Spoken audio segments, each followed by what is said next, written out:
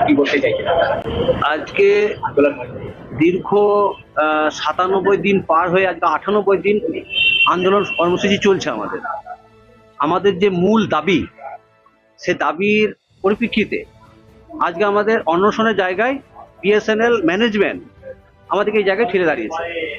সকাল থেকে দেখতে পাচ্ছেন আমাদের সকাল 9টার থেকে আজকে আমার আন্দোলন শুরু হয়েছে অনশন মঞ্চ। বাদ বাকি আমাদের যারা আরো সহকর্মী রয়েছেন তারা সবাই আসছেন যাচ্ছেন, আবার থাকছেন। রাত্রিবাস হয়তো এখানেই করবেন, আমরা এখানে থাকবো, তারাও ওখানে থাকবে। আন্দোলনটা মূলত বিএসএনএল যে কন্ট্রাকচুয়াল কর্মচারীরা রয়েছেন, এটা আজকের না, আজকে 25 থেকে 26 পরে 2000 আগের থেকে বিএসএনএল হয়েছে 2000 সালে। ডটের সময় থেকে আমাদের এই ছেলেরা কাজ করছে।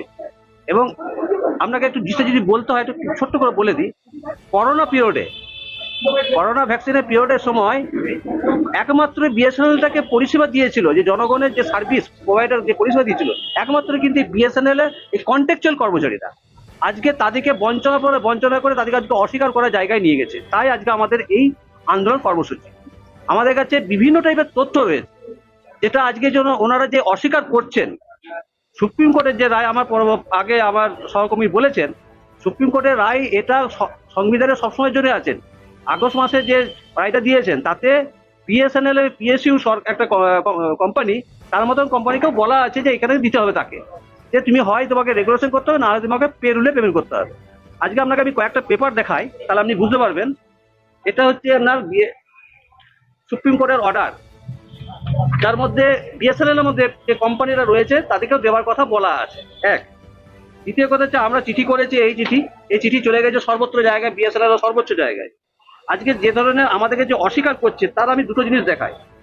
বিএসএনএল স্ট্যান্ডিং কমিটির রিপোর্ট, আজকে আমাদের যে ছেলেরা দীর্ঘদিন ধরে কাজ করেছে প্রত্যেককে নাম বাই নাম বিএসএনএল কিন্তু তার ভিজিট করেছে 2012 থেকে 2015 সাল পর্যন্ত।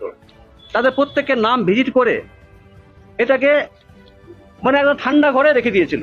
এই দেখুন, এখানে একটু দেখতে পাবেন, এখানে একটা চিফ অফিসার উনি দিয়েছেন জিএমএইচআর ম্যাডামকে, যার আন্ডারে আজকে আমরা এখানে আন্দোলন করছি, ওনাকে চিঠি দিয়েছেন। এরকমই আবার একটা চিঠি করা আছে 2009 সালে স্ট্যান্ডিং কমিটি অল কন্ট্রাকচুয়ালদের জন্য। সেখানেও কিন্তু একে মুখোপাধ্যায় যখন চিফ সিজিএম ছিলেন, উনি কিন্তু এই যে ডকুমেন্টস গুলোকে আজকে ওনারা অস্বীকার করে আমাদেরকে মানে ছাঁটাইয়ের মুখে ফেলে দিয়েছে। এবং প্রত্যেকের আজকে যেটা বললেন যে 50 থেকে 55 বছর ঊর্ধ্বে, কারো খুব কম করে হলো 50 বছরের নিচে নেই বললেই চলে। মানে ছেলেরা যদি কাজ পায় 5 থেকে 7 বছর কি 8 বছর, তাতে কি হবে, তার লাইফ টাইম যে ছেলেমেয়েরা, তার বয়স্ক বাবা মা যারা আছে, কোনো রকমের সংসারটা তারা চালাতে পারবে। আজকে আমরা যে আন্দোলন শুরু করেছি তারপর থেকে একের পর এক ধাক্কা দিয়ে কন্ট্রাকচুয়াল কর্মচারীদেরকে ছাঁটাই করবার পরিকল্পনা নিয়েছে। আমরা বিভিন্ন টাইপের স্টেপ নিয়েছি, তার মধ্যে অন্যতম যে স্টেপ সেটা হচ্ছে এই অনশন আন্দোলন কর্মসূচি। এই আমি মিডিয়ার সামনে এইগুলোকে তুলে ধরতে চাই, এই পেপারগুলোকে, যে আপনি যে পেপারগুলোকে তুলে ধরেছে বাই নেমে যে করেছেন, এখানে বাই নেমে আপনি স্ট্যান্ডিং কমিটি সাইট ভিজিট করে কোন জায়গায় কোন লোক কাজ করছে সেই জায়গায় ভিজিটিং করেছেন আগে, আজকে নতুন না এটা। 2009 সালে, 2014 সালে, 2012 সালে, 2018 সালে, তারপরও আজকে 2026 সালের জায়গায় দাঁড়িয়ে কেন আজকে আপনি অস্বীকার করছেন? এই দাবিতে আজকে আমাদের এই আন্দোলন চলছে। শাসক দল যে আছে এখানে আপনাদেরকে সহযোগিতা করছে, আপনাদের সাপোর্ট দিচ্ছে। আজকে শাসক দল যদি বলি তাহলে আমাকে খুব অনেকটা বড় হয়ে যাবে।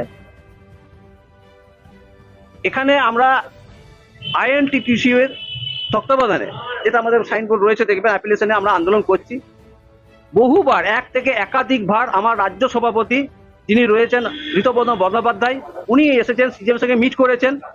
এবং আমাদের যে সফল সমাধান মহাসভা আমার সভাপতি, উনিও বারংবার এসেছেন, উনি আবার আসবেন, সে করবেন। আমাদের যে সবসময় সঙ্গী কবিতা গুপ্ত মহাশয়া, উনিও আজকে এসেছিলেন, কিছুক্ষণ আগে গেলেন। ওনার পূর্ণ সহযোগিতার মাধ্যম দিয়ে আজকে আমরা এই আন্দোলন এতদূর পর্যন্ত নিয়ে আসতে পেরেছি। লাস্টে অথরিটিকে কি বলবে, বিএসএনএল কে কি বলতে? বিএসএনএল কে একটাই হুঁশিয়ারি দিতে চাই যে আপনি যতক্ষণ না এই দাবি আপনার মিটাচ্ছে, একমাত্র আপনি বলতে পারবেন এই আন্দোলন কবে উঠবে। এর ডেডলাইন আপনি দিতে পারবেন, আমরা না। তার মানে আপনারা স্টার্ট করলেন, আমরা স্টার্ট করলাম, ওনারা স্টপ করবেন। আজকে প্রত্যেকটা ছেলে, এখানে যে 8 জন কর্মচারী বসে আছেন, আমাদেরকে আমার কবিতা দিয়ে আমাদেরকে কিছুটা সামান্য একটা তাদের সম্মান জানিয়ে গেলেন, উত্তীয় পড়িয়ে, তাদেরকে ওনাকে ধন্যবাদ। এবং আজকে সকাল থেকে এখনো পর্যন্ত আমরা কেউই জলগ্রহণ পর্যন্ত করিনি। এটাও আমরা প্রতিজ্ঞা করেছি, যতক্ষণ না উনি নিজে বলবেন যে হ্যাঁ আমি এটাকে সম্পূর্ণ করছি, তোমরা এবারে এখানে এটাকে স্টপ করো, ততক্ষণ পর্যন্ত আমরা এই জায়গাতে অনড় থাকবো। কি নাম হলো? জয় বাংলা। আমার নাম চঞ্চল রায়, খড়গপুরে আমার বাড়ি। দাদা আপনারা এখানে বেচারেল দেখে দেখছি আপনারা স্ট্রাইক করছেন, হাঙ্গার স্ট্রাইক, এটা ডিটেইল একটু আমরা এই ডিপার্টমেন্টে বিএসএনএল